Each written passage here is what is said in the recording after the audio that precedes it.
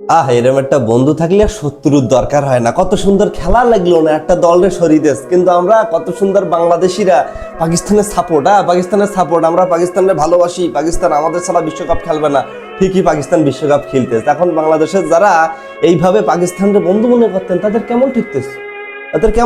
আমি কনফার্ম ছিলাম বাংলাদেশ এখন ভালো খেলতেছে যথেষ্ট। ওই পাকিস্তানের সাথে খেলা পড়লেই পাকিস্তান হারাই দিত, কিন্তু পাকিস্তান মাঠে না খেলে খাটে খেলেই, মানে মাথায় খেলেই বাংলাদেশের সরাই দিল। আর আমরা কত সুন্দর এখন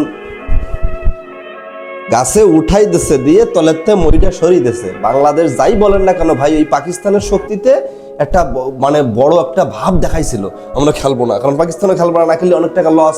এখন কি হলো? সত্যিকার অর্থে কি সত্যিই কি নিরাপত্তা দিতে ব্যর্থ হতো কলকাতা বা ভারত সরকার? কখনোই না। এটা আপনিও জানেন, আমিও জানি। এটা আমাদের দম্ভের উপর থেকে আমরা বাদ পড়ে গেলাম, তাই না? এটা একটু জিনিসটা মিলান। যখন টাকা আসছিল, যখন মুস্তাফিজ ছিল, তখন আমাদের সমস্যা ছিল না, কোনো সিকিউরিটিতে সমস্যা ছিল না। যখন বাদ পড়ে গেল তখন আমাদের সিকিউরিটিতে সমস্যা। আপনি মিলান, একটু মিলাই দেখেন। আর এই রাজনীতির ভিতরে বাংলাদেশ দলটাই নষ্ট হয়ে যাচ্ছে। গত রাতে বুলবুল পলাইছে, চলে গেছে। এখন কবে আসবে কি না সেটা কিন্তু আমরা কেউ জানি না। হুট করে রাত্রে কোনো কারণ ছাড়াই চলে গেছে বিসিবি বস। চিন্তা করেন।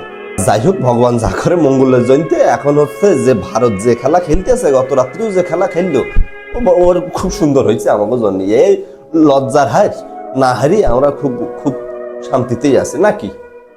अच्छा।